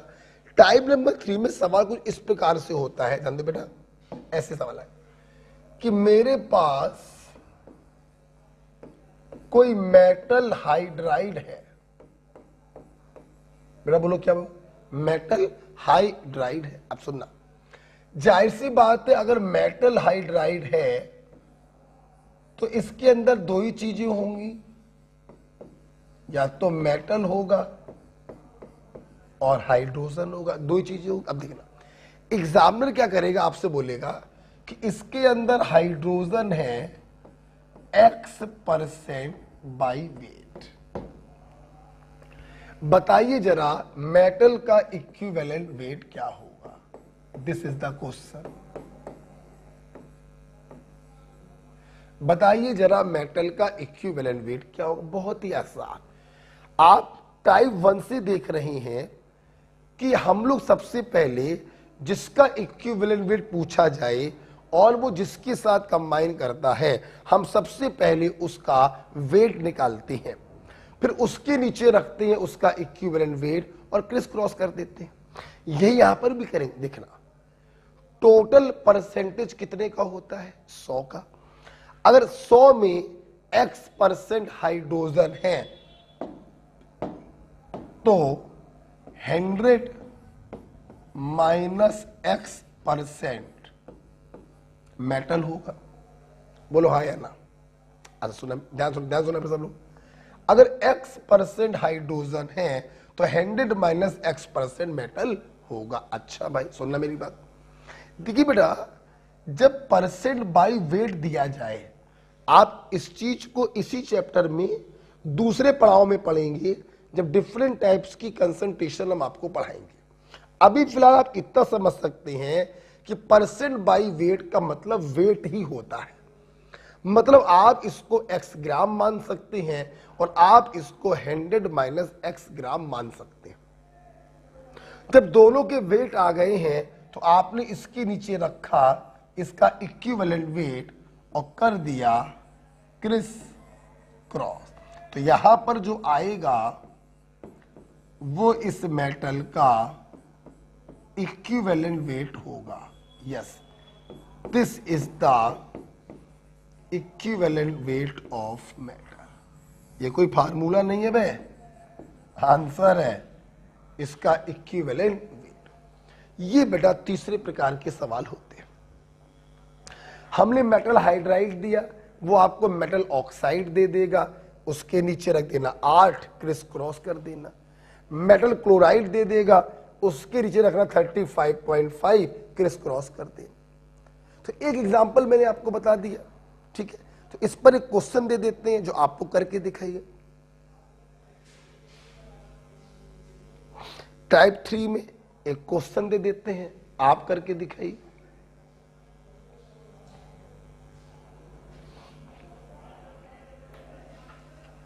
बताएं बेटा।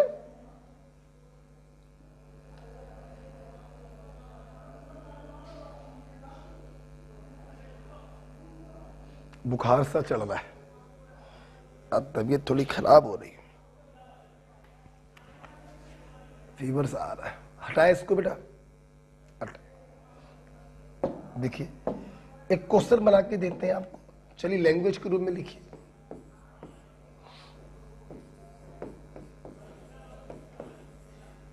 A metal oxide contains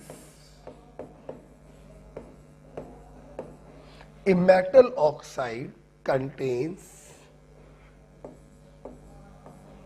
60% by weight metal. Full stop. Calculate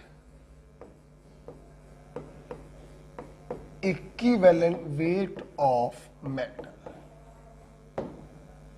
okay, करिए।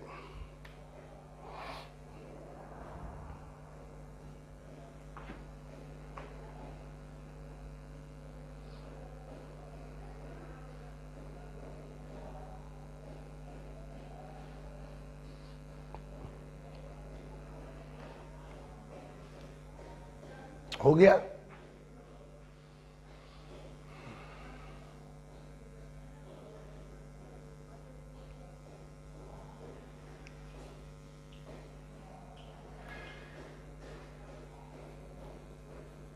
हो गया। देखिए बेटा, सवाल में कोई दम नहीं था, आपको एक मेटल ऑक्साइड दिया है, जाहिर सी बात है इसके अंदर दो चीजें होंगी, एक मेटल और एक ऑक्सीजन। देखिए उन्होंने बोला 60% बाई वेट मेटल है।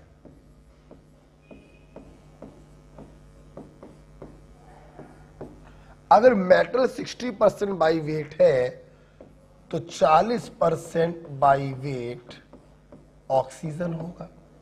दोनों का वेट आ गया। अब ऑक्सीजन के वेट के नीचे रखेंगे उसका इक्विवेलेंट वेट और करेंगे क्रिस क्रॉस।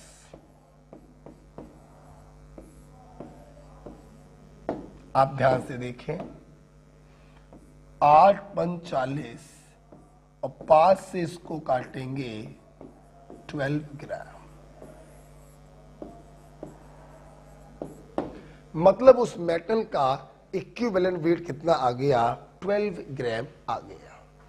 ओके बेटा, तो इस प्रकार से हम कह सकते हैं कि हमने इक्विवेलेंट वेट की डेफिनेशन को सीखा और इतने सारे टाइप देख लिए कि डेफिनेशन बिल्कुल आपकी आत्मा में जा चुकी है।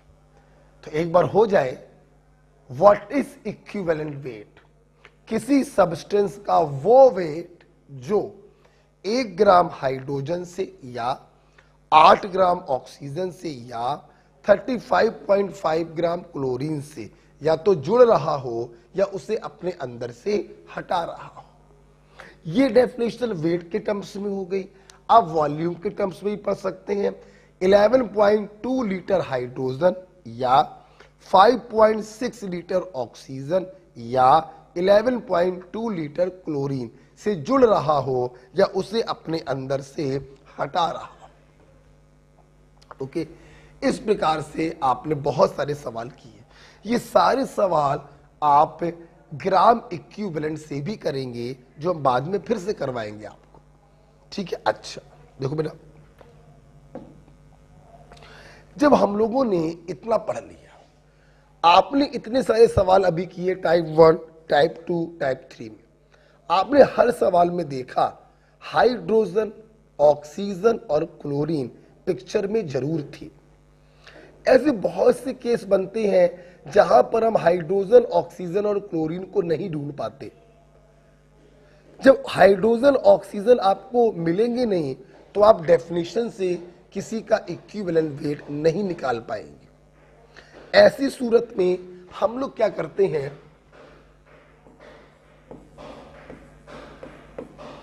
इक्विवेलेंट वेट बराबर molecular weight upon valence factor, इस टेक्निक का इस्तेमाल करते हैं। यहां पर F वैलेंस फैक्टर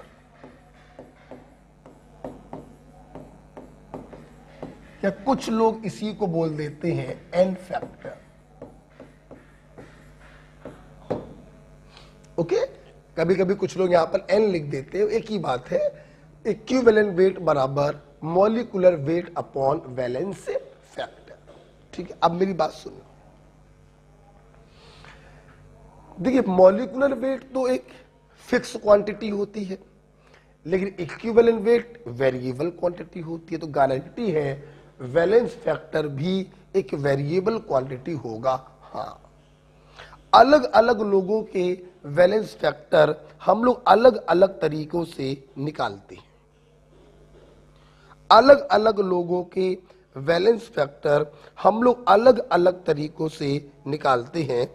जैसे हम सबसे पहले डील करने जा रहे हैं एसिड। देखिए, आपको मैं बताना चाहूंगा बेटा, एसिड का वैलेंस फैक्टर होता है रिप्लेसेबल H+I।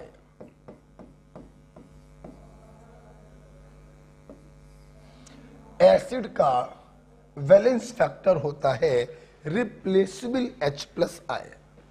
अभी आप रिप्लेसेबल के मतलब को मत समझो, 2 मिनट बाद समझ जाओगी। अभी आप मोटा मोटा ये समझो कि किसी एसिड के पास जितने भी हाइड्रोजन आपको दिखाई पड़े, वही हाइड्रोजन उसके वैलेंस फैक्टर बन जाते हैं। जैसे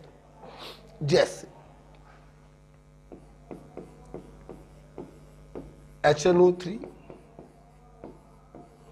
H2SO4, H3PO4, बैलेंस फैक्टर 1 क्योंकि एक हाइड्रोजन है, वैलेंस फैक्टर 2 क्योंकि 2 हाइड्रोजन है, और वैलेंस फैक्टर 3 क्योंकि 3 हाइड्रोजन है। ठीक है, सब लोग ध्यान से देखेंगे। क्योंकि इसका वैलेंस फैक्टर 1 है तो HNO3 को हम लोग कहेंगे मोनोबेसिक एसिड। इसका वैलेंस फैक्टर 2 है तो इसको हम लोग कहेंगे डाई बेसिक एसिड, और इसका वैलेंस फैक्टर 3 है तो इसको हम लोग कहेंगे ट्राई बेसिक एसिड। जब बेटा किसी का वैलेंस फैक्टर आ जाता है तो इक्विवेलेंट वेट तो बाएं हाथ का खेल है, तीनों का निकाला जा सकता है। Molecular weight by valence factor हम एक का दिखा दे रहे हैं। जैसे H2SO4 की अगर बात करें, अगर हम H2SO4 की बात करें तो इसका इक्विवेलेंट वेट होगा, इसका मॉलिक्यूलर वेट जब आप निकालेंगे तो 98 आएगा, divided by valence factor 2। Okay, ऐसे इसका निकाल लोगे, ऐसे इसका निकाल लोगे। ठीक है, और आगे बढ़ेंगे अभी हम। राइट, लिख लो इसको। तो एसिड का वैलेंस फैक्टर होता है रिप्लेसेबल H+IN। रिप्लेसेबल को थोड़ी देर के लिए भूल जाओ, अभी ये समझो जितने हाइड्रोजन होते हैं वही बेटा रिप्लेसेबल हाइड्रोजन कहलाते हैं। ठीक है, अच्छा इसको हटा रहे हैं, आगे आप कंटिन्यू लिखिएगा। आप कंटिन्यू लिखिएगा। सुनना, जैसे मैंने आपको दिया ये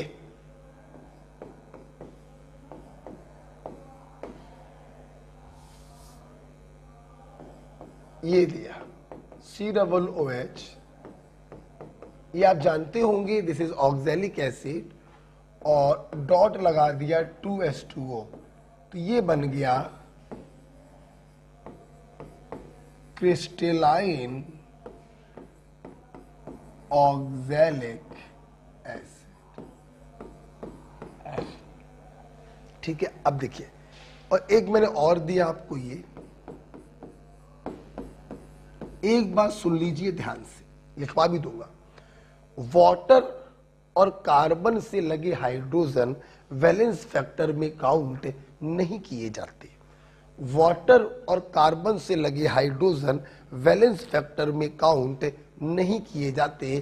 कहने का मतलब ये है कि इसका वैलेंस फैक्टर धोखे से 2 और 4 6 नहीं करेंगे, सिर्फ 2 करेंगे, और इसका वैलेंस फैक्टर भी 3 और 1 4 नहीं करेंगे, सिर्फ 1 करेंगे।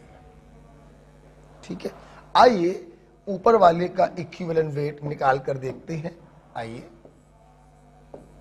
इक्विवेलेंट वेट बराबर molecular weight upon valence factor. देखो 12 दूनी 24 प्लस 16 चौको 64 प्लस 1 दूनी 2, इसको जोड़ेंगे, प्लस 18 दूनी 36, पूरा आप जोड़ेंगे तो 126/2 बराबर 63।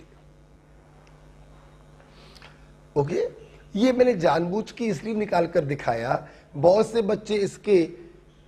बच्चे क्या सोचते हैं, जब इसको वैलेंस फैक्टर में काउंट नहीं किया तो इसको मॉलिक्यूलर वेट में भी काउंट नहीं करेंगे। गलत, मॉलिक्यूलर वेट तो पूरे मॉलिक्यूल का निकाला जाएगा, divided by valence factor 2।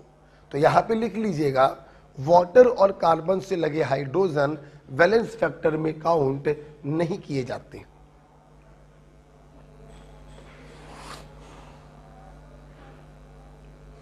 Okay, अब देखिए बेटा, समझा मेरी बात।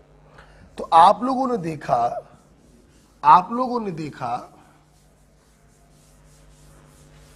कि यूजली जितने हाइड्रोजन उस एसिड के पास होते हैं, हम उन सभी को वैलेंस फैक्टर में काउंट कर लेते हैं। यहां पर बेटा कुछ एक्सेप्शंस है, हटाना पड़ेगा हमको। कुछ ऐसे एसिड हमारे पास हैं जिनमें जितने हाइड्रोजन दिखाई पड़ते हैं वो उसका वैलेंस फैक्टर नहीं होता। आइए देखें वो कौन कौन से हैं exception.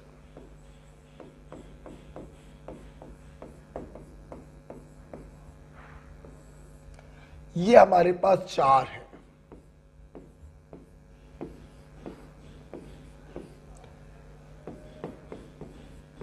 H3PO2,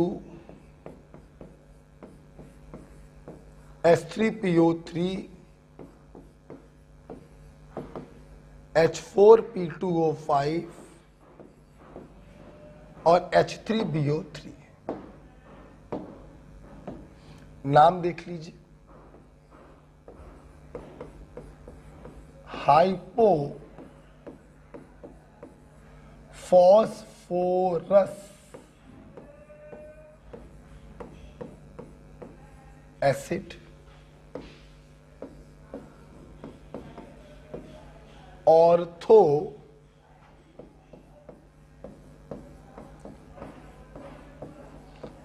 phosphorus acid, pyro phosphorus acid और ऑर्थो बोरिक एसिड। ठीक है, ऑर्थो वाले में ऑर्थो नहीं भी लगाओगे तो भी कोई फर्क नहीं पड़ता। आप देखिए यहां पर 3 हाइड्रोजन दिखाई पड़ रहे हैं बेटा, लेकिन आपको मैं बताना चाहूंगा इसका वैलेंस फैक्टर होता है 1। यहां पर भी 3 दिखाई पड़ रहे हैं, इसका वैलेंस फैक्टर होता है 2, इसका वैलेंस फैक्टर होगा 2 और इसका वैलेंस फैक्टर होगा 1। मतलब हाइड्रोजन दिखाई पड़ रहे हैं ज्यादा, लेकिन वैलेंस फैक्टर होता है कुछ कम। ओके, तो ध्यान रखिएगा ये 4 एसिड है, H3PO2, H3PO3, H4P2O5 और H3BO3। Valence factor 1 2 2 1 1 2 2 1।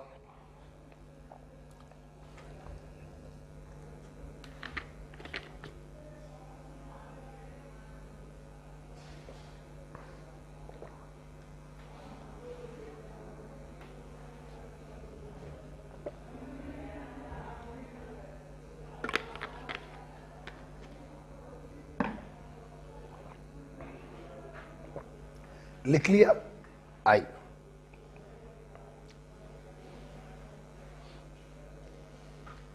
देखिए बड़ा, ये एक्सेप्शन आपको याद होने चाहिए। अच्छा, तो मैंने बताया किसी एसिड के पास जितने हाइड्रोजन होते हैं आप उन सभी को वैलेंस फैक्टर में काउंट करिए। बस इन 4 को याद रखिएगा, H3PO2, H3PO3, H4P2O5 और H3BO3। ठीक है, अब मैंने यहां पर बहुत सारी बातें और बता रखी थी, उसका कोई यूज नहीं है, केवल उसका कोई यूज नहीं है। 1-2 बातें अच्छी थी, लेकिन वो बातें आगे भी पकड़ में आ जाएंगी। अभी हम अपने टॉपिक से भटकेंगे नहीं, हम सीधे एक स्टेप आपको आगे लेकर जा रहे। ओके, लेकिन मेरा मन नहीं मान रहा है, मेरा मन नहीं मान रहा है। मैं थोड़ा सा बताना चाहूंगा कि आखिरकार ये एक्सेप्शंस क्यों हैं। मेरा मन नहीं मान रहा है, मैं थोड़ा आपको बताना चाहूंगा। चलिए एक्सप्लेनेशन देखते हैं कि आखिरकार दिखाई पड़ रहे हैं ज्यादा और वैलेंस फैक्टर है कम, ऐसा क्यों? आइए हटाकर देखते हैं। चलिए, नहीं मानना है मेरा मन, तो एक्सप्लेनेशन देखते हैं।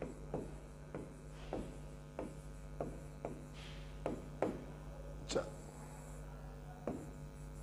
बता दे, तैयार हो? चलो बता देते हैं। तो लिखो। अब तुम लोग नहीं मान रहे हो, मैं भी नहीं मान रहा हूं, तुम लोग भी नहीं मान रहे हो, चलो तो लिखना पड़ेगा भैया, है ना। एक्सप्लेनेशन लिखिए। हाइड्रोजन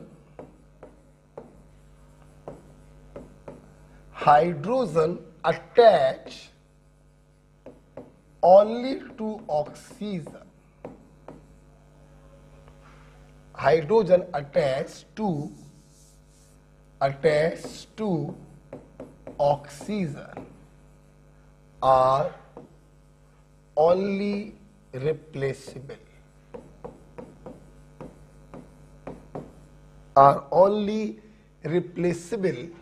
ब्रैकेट में hence counted in valence factor. Hence counted in valence factor. Bracket कर दो बंद। because OH bond is highly polarized, hence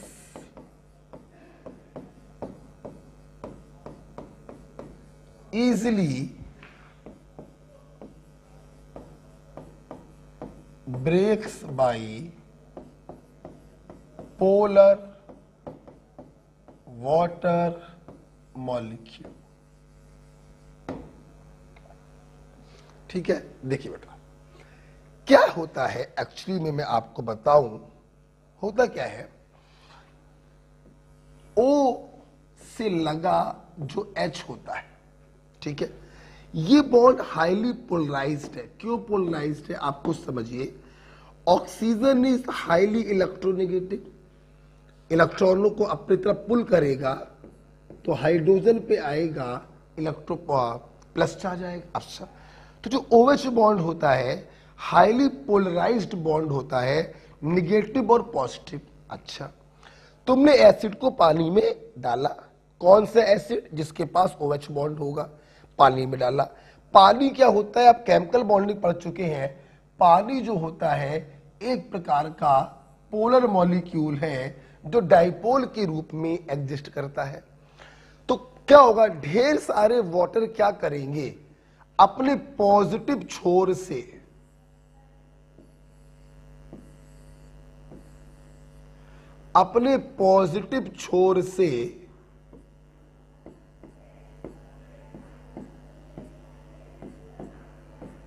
O minus को घसीटेंगे और दूसरे ढेर सारे वाटर मॉलिक्यूल क्या करेंगे, अपने निगेटिव छोर से H प्लस को घसीटेंगे। मतलब कुछ वाटर O माइनस को घसीट रहे हैं और कुछ वाटर H प्लस को घसीट रहे हैं, तो ये बॉन्ड जो होता है बीच से ब्रेक हो जाता है और H प्लस वाटर में फ्री हो जाते हैं, इसीलिए ये हाइड्रोजन ही काउंट किए जाते हैं। तो OH वाले हाइड्रोजन ही वैलेंस फैक्टर में काउंट क्यों होते हैं? क्योंकि ये बॉन्ड हाईली पोलराइज होता है और पानी में डालने पर इजीली ब्रेक हो जाता है। ओके बेटा, ये रहा एक्सप्लेनेशन। मतलब जो हमने 4 एक्सेप्शन आपको बताए हैं, इसका मतलब उनमें जितने हाइड्रोजन दिखाई पड़ रहे हैं वो सारे O से नहीं लगे होंगे, इसलिए उनका वैलेंस फैक्टर कुछ कम हो जाता है। जैसे जैसे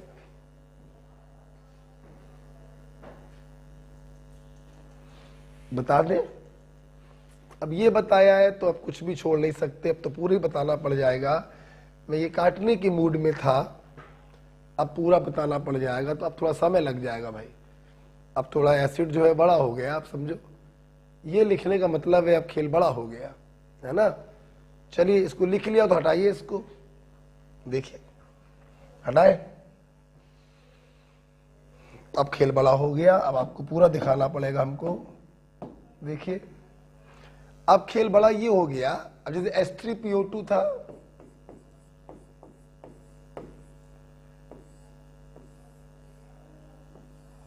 अब इसका वैलेंस फैक्टर क्या था 1, इसका मतलब एक हाइड्रोजन ही ऑक्सीजन से लगा होगा। आप देखिए, आप इसका अगर लुईस स्ट्रक्चर आप बनाएं तो आप इसका स्ट्रक्चर ये बनाते हैं। इसका मतलब ये हुआ कि सिर्फ एक हाइड्रोजन ही ऑक्सीजन से लगा है, यही हाइड्रोजन रिप्लेसेबल होगा, यही हाइड्रोजन वाटर में फ्री होगा, इसलिए इसका वैलेंस फैक्टर होगा 1।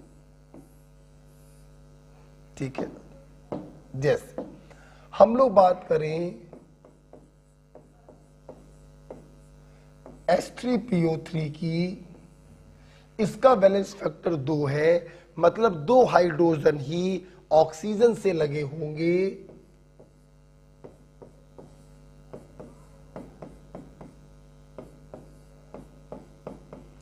तीसरा वाला लगा होगा फास्फोरस से।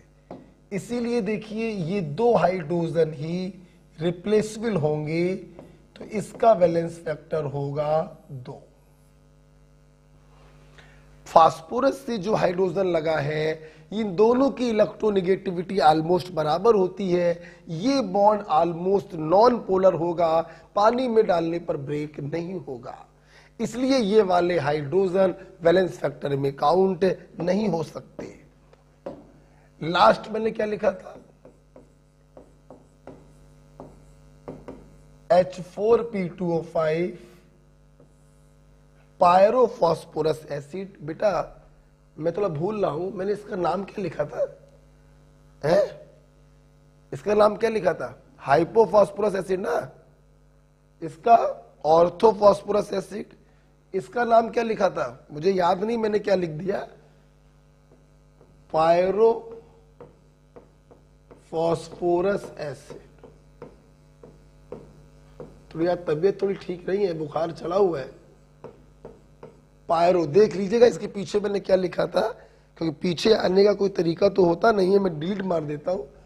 This is pyrophosphorous acid. Okay, इसका वैलेंस वैल्यू कितना था बेटा, 2 था, मतलब 2 हाइड्रोजन ऑक्सीजन से लगे होंगे, राइट। आइए देखते हैं।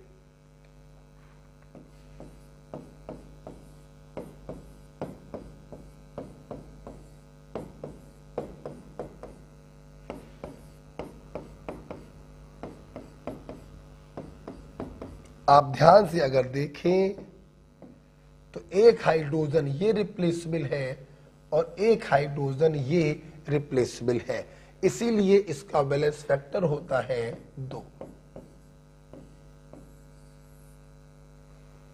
ओके बेटा। अच्छा, अब कोई बच्चा ये सोच रहा होगा, स्पेशली वो बच्चे जिन्होंने केमिकल बॉन्डिंग नहीं पढ़ा होगा, कि सर ये आपने कैसे बना दिए, तो फिर वो ये आप सीखोगे केमिकल बॉन्डिंग में।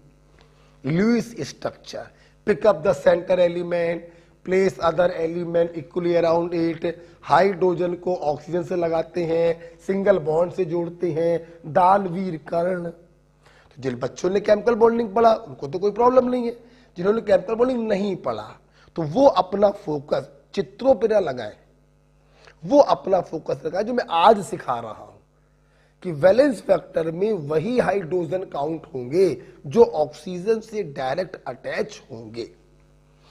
एम राइट बेटा, इज इट क्लियर? ये ध्यान रखिएगा।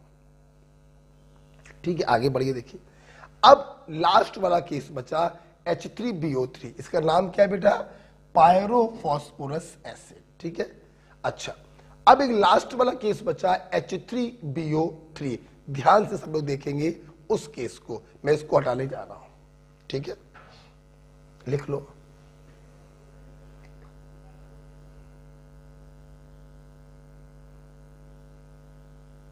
लिख लो।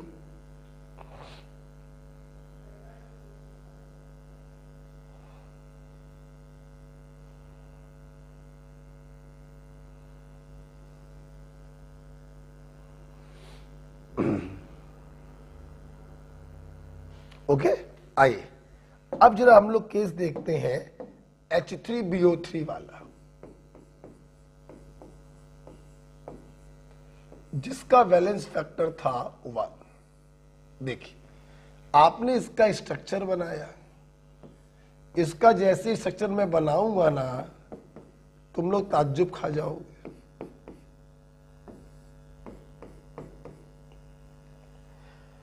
एक बात और सुन लीजिए सभी लोग, जितने बच्चे ऑनलाइन पढ़ रहे हैं, चलिए थोड़ी देर में बताएंगे, थोड़ी देर में बताएंगे। ये बेटा H3BO3, ओ हो गुरुजी आप जो पढ़ाए ये तो नहीं लग रहा, तीनों हाइड्रोजन ऑक्सीजन से लगे हैं, तीनों हाइड्रोजन वैलेंस फैक्टर में काउंट होने चाहिए, तो फिर इसका वैलेंस फैक्टर 1 कैसे है? हाँ बात तो है, बात तो है। तो आओ जरा इसको और समझते हैं।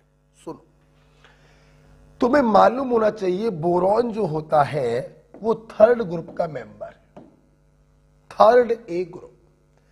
इसके वैलेंस शेल में 3 इलेक्ट्रॉन होते हैं, इसने अपने तीनों इलेक्ट्रॉनों का साझा कर लिया। साझा मतलब शेयरिंग, एक ऑक्सीजन का, एक ऑक्सीजन का, एक ऑक्सीजन का। अब देखिए इस बोरॉन ने अपने तीनों इलेक्ट्रॉनों का साझा कर लिया, उसके बावजूद भी इस बोरॉन का ऑक्टेट कंप्लीट नहीं हुआ। हाँ, ये जो बोरिक एसिड होता है इसमें बोरॉन का ऑक्टेट कंप्लीट नहीं है, मतलब अभी भी 2 इलेक्ट्रॉनों की कमी है। So this is a electron deficient molecule. आप लोग पढ़ेंगे हमसे इलेक्ट्रॉन डेफिशिएंट जो होते हैं वो लुईस एसिड होते हैं, not protonic acid.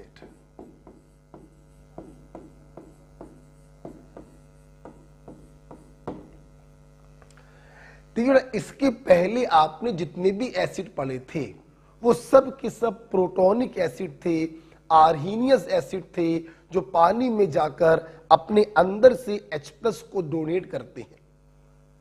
Boric acid जो होता है ये अपने H+ को डोनेट नहीं करता, बल्कि इसके पास इलेक्ट्रॉनों की कमी होती है, इसलिए हम लोग इसको लुईस एसिड कहते हैं। देखिए क्या होगा, देखिए आप लोग जब इस बोरिक एसिड को वाटर में डिसॉल्व करेंगे, देखिए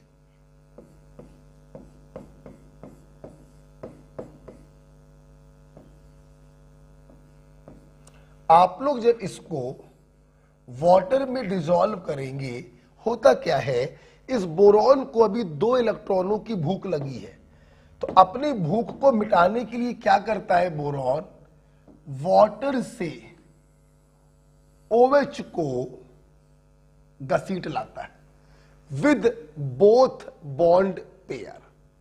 ये देखिए यार, बड़ी सुंदर सी डिजाइन बन गई मेरे भाई, तो बड़ा कला आर्ट टाइप की बन गई है। तो ये बोरॉन क्या करेगा, वाटर से OH को दोनों इलेक्ट्रॉनों सहित घसीट लाता है, और घसीटने के बाद देखिए क्या होता है। देखिए आप इसको ऐसे लिख सकते हैं, साल में देखिए BOH का होल 4-, और ये जो H+ है ये वाटर में फ्री हो गया। तो आप अगर ध्यान से देखें कि 1 मोल बोरिक एसिड से आपको 1 H+ मिल रहा है, दिस इज द रीजन कि इसका वैलेंस फैक्टर होता है 1। इसीलिए बेटा इसका वैलेंस फैक्टर होता है 1। तो ध्यान रखो, क्या बोरिक एसिड ने अपने हाइड्रोजनों को डोनेट किया? नहीं, क्योंकि ये आर्हीनियस एसिड प्रोटोनिक एसिड नहीं होता है, बल्कि इलेक्ट्रॉन डेफिशिएंट होने के कारण ये लुईस एसिड होता है। जब आप इसको पानी में डालते हैं, ये वाटर के OH को दोनों इलेक्ट्रॉनों से घसीट लेता है, अपने इलेक्ट्रॉनों की भरपाई कर लेता है, और ये वाला H पानी में फ्री हो जाता है, इसलिए इसका बैलेंस फैक्टर होता है 1। ओके, आप इसको लिख लीजिए। इलेक्ट्रॉन डेफिशिएंट है ना, 6 electron.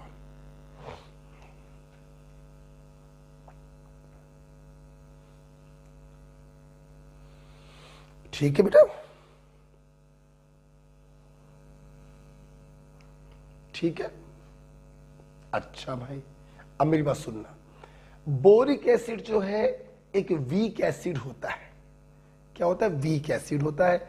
Strong acid H2SO4, HNO3 वो स्ट्रॉन्ग एसिड होते हैं। बोरिक एसिड जो है एक वीक एसिड होता है, इसीलिए मैंने रिवर्सिबल का साइन लगाया है। स्ट्रॉन्ग एसिड 100% आयोनाइज हो जाते हैं, वीक एसिड थोड़ा सा आयोनाइज होते हैं बस, इसीलिए यहां पर हमने रिवर्सिबल का साइन लगाया है। अगर आप बोरिक एसिड को स्ट्रॉन्ग एसिड में बदलना चाहते हो तो हम यहां पर ऐड करेंगे सिस ग्लाइकॉल। सिस ग्लाइकॉल क्या करता है? बोरिक एसिड की एसिडिक स्ट्रेंथ को बढ़ा देता है। To increase acidic strength of boric acid. Boric acid की एसिडिक स्ट्रेंथ को बढ़ा देता है cis glycol. And what is glycol? Glycol is this.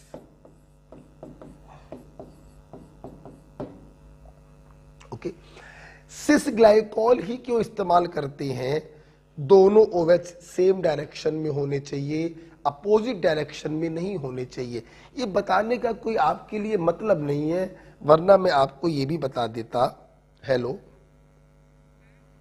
थोड़ा क्लास में थोड़ी देर बात करते हैं, बस थोड़ी देर। ओके बेटा, तो ध्यान से देखेंगे। एक्चुअली क्या होता है बेटा, ये जो सिस ग्लाइकॉल होते हैं, दोनों OH एक ही डायरेक्शन में होने चाहिए, क्योंकि ये इसके साथ रिएक्शन करके चिलेट का फॉर्मेशन करता है और इसको बर्तन से हटाने लगता है, जिसके कारण रिएक्शन जो होती है फॉरवर्ड में शिफ्ट होती चली जाती है और एक समय ऐसा आता है ये पूरा का पूरा आयोनाइज हो जाता है, और पूरा का पूरा आयोनाइज होने का मतलब है ये स्ट्रॉन्ग एसिड में तब्दील हो जाता है। ओके, तो चिलेट का फॉर्मेशन तभी होता है जब ये दोनों OH सेम डायरेक्शन में हो, तो सिस ग्लाइकॉल होगा, ट्रांस ग्लाइकॉल नहीं लेंगे। उम्मीद करते हैं आपका ये पॉइंट भी क्लियर हो गया होगा। राइट, हटा देते हैं इसको। तो आप लोगों ने आज हमसे पढ़ा एसिड का वैलेंस फैक्टर रिप्लेसेबल हाइड्रोजन होता है। अभी तक मैंने रिप्लेसेबल में आपको ये समझाया कि O से लगे जो H होते हैं वही डोनेट हो सकते हैं, वही रिप्लेसेबल होते हैं। बैल बुद्धि में ऐसे समझिए कि जितने हाइड्रोजन दिखाई पड़े वही उसका वैलेंस फैक्टर होगा। 4 लोगों को छोड़ दीजिए, H3PO2, H3PO3, H4P2O5 और H3BO3। Hypophosphorous acid, orthophosphorous acid, pyrophosphorous acid और ऑर्थोबोरिक एसिड 1 2 2 1। सारा एक्सप्लेन मैंने किया। बोरिक एसिड प्रोटोनिक एसिड नहीं होता, ये लुईस एसिड होता है। वाटर में डालने पर OH को बॉन्ड पेयर से घसीट लेता है और एक प्रोटॉन डोनेट करता है, इसलिए इसका बैलेंस फैक्टर होता है 1। राइट, आई यहां पर हम लोग एक बात और सीखेंगे। जैसे एक क्वेश्चन दिया, मैंने आपसे बोला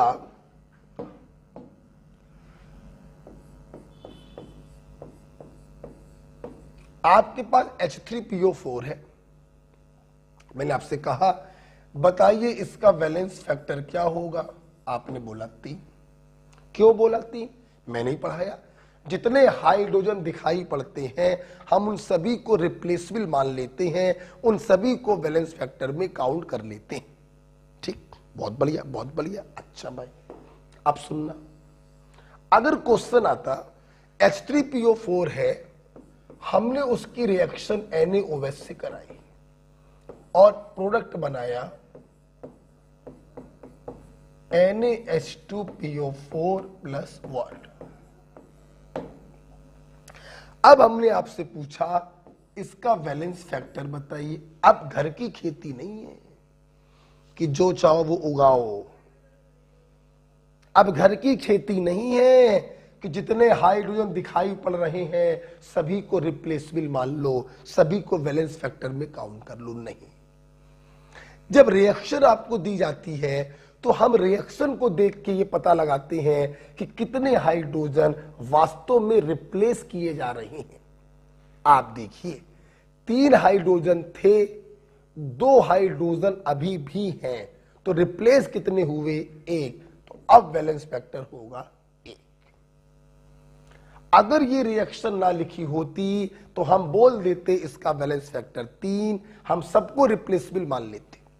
लेकिन जब रिएक्शन दी जाती है तो घर की खेती नहीं होती है, जितने वास्तव में रिप्लेस हो रहे हैं उन्हीं को काउंट करेंगे। 3 थे, 2 अभी भी हैं, रिप्लेस हुआ 1, वैलेंस फैक्टर 1। ओके,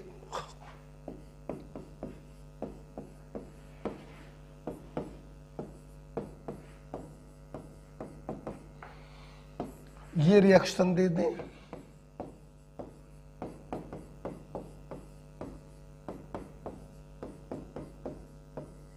आप उम्मीद करते हैं आप समझ गए होंगे। अब वैलेंस फैक्टर कितना होगा? 3 थे, 1 बचा, रिप्लेस कितने हुए? 2, वैलेंस फैक्टर 2। 3 थे, 1 अभी भी है, रिप्लेस कितने हुए? 2, वैलेंस फैक्टर 2। इस प्रकार से पहला एग्जाम्पल एसिड के वैलेंस फैक्टर खत्म होते हैं। अगली क्लास में हम लोग पढ़ेंगे बेस का वैलेंस फैक्टर, आयन का वैलेंस फैक्टर, सॉल्ट का वैलेंस फैक्टर, ऑक्सीडाइजिंग और रिड्यूसिंग एजेंट का वैलेंस फैक्टर, और अगली क्लास में इक्विवेलेंट वेट खत्म कर देंगे। आज तारीख कितनी अंकित? अंकित तारीख, अरे हम भी अगले हैं, घड़ी पहने तो हैं। आज 12 तारीख है, ठीक है। तो आप जब इस लेक्चर को देख रहे होंगे तारीख होगी 12 और कल तारीख होगी 13। हम लोग क्या कर रहे हैं, ऑनलाइन के जो स्टूडेंट है, इसको हटा, ऑनलाइन में भी हम 2 दिन की छुट्टी कर रहे हैं, 14 और 15 की लीव छुट्टी। ऑनलाइन क्यों कर रहे हैं छुट्टी, मैं आपको बता दूं। छुट्टी करने की बहुत सारे उद्देश्य हैं। लड़ाई बहुत लंबी है, पढ़ना ही पढ़ना है, थोड़ा सा रिलैक्स कर लो। 22 सितंबर से आप लोग पढ़ रहे हो, थोड़ा सा रिलीफ मिल जाएगा। त्योहार बड़ा है, इसलिए भी छुट्टी जरूरी है। और मेरी बात सुन लो, छुट्टी करने का सबसे बड़ा उद्देश्य क्या है कि जैसे जो बच्चे नए ज्वाइन कर रहे हैं वो बच्चे अपने मोल कॉन्सेप्ट को खत्म कर सके। किसको खत्म कर सके, मोल कॉन्सेप्ट। जो बच्चे पुराने हैं उनको हम रिलीफ दे रहे हैं। 14-15 तारीख को कोई हम एसडब्ल्यू नहीं देंगे। हाँ, वॉल्यूमेट्रिक आज तारीख कितनी है, 12, कल तारीख कितनी होगी, 13। तो इन 2 दिनों में आज ये तो हो गया, कल आपका इक्विवेलेंट बिल खत्म हो जाएगा। हाँ, तो जो पुराने बच्चे हैं उनको बहुत ज्यादा हम काम देंगे, तो थोड़ा बहुत एसडब्ल्यू देंगे, बस थोड़ा, ठीक है। लेकिन जो नए बच्चे हैं उनको इस एसडब्ल्यू के साथ साथ एक बहुत बड़ा काम करना है, मोल कॉन्सेप्ट को खत्म करना है ना। इसलिए 2 दिन की छुट्टी हम आपको देंगे। अच्छा, आज का एसडब्ल्यू आपको तैयार हो गया। आज मैंने आपको एसडब्ल्यू क्या दिया था, स्टीरियो आइसोमेरिज्म के आपको क्वेश्चन लगाने हैं, आधे क्वेश्चन लगाने हैं। और ये जितना भी वॉल्यूमेट्रिक मैंने पढ़ाया है इसको अच्छे से आपको पढ़कर आना है। ओके, जुड़े रहिए बेटा हमारे साथ, केमिस्ट्री पढ़ते रहिए, मस्त रहिए, एंजॉय करिए, दिल खोल कर, टेंशन मत लीजिए, सब अच्छा होगा। अच्छे दिमाग से पढ़ाई करिए और ध्यान रखिएगा बेटा, मैं हमेशा कहता हूं हमारे सब्जेक्ट कितने हैं, 3 नहीं, हमारे सब्जेक्ट हैं 4, फिजिक्स, केमिस्ट्री, बायो, और चौथा सब्जेक्ट है हेल्थ। स्वस्थ शरीर में ही स्वस्थ दिमाग निवास करता है, और दिमाग जब स्वस्थ होगा तभी पढ़ाई अच्छी होगी। इसलिए मस्त रहना है, अच्छा खाइए, मस्त रहिए, शरीर को स्वस्थ रखिए और पढ़ाई करते रहिए। ओके ओके भाई, थैंक यू।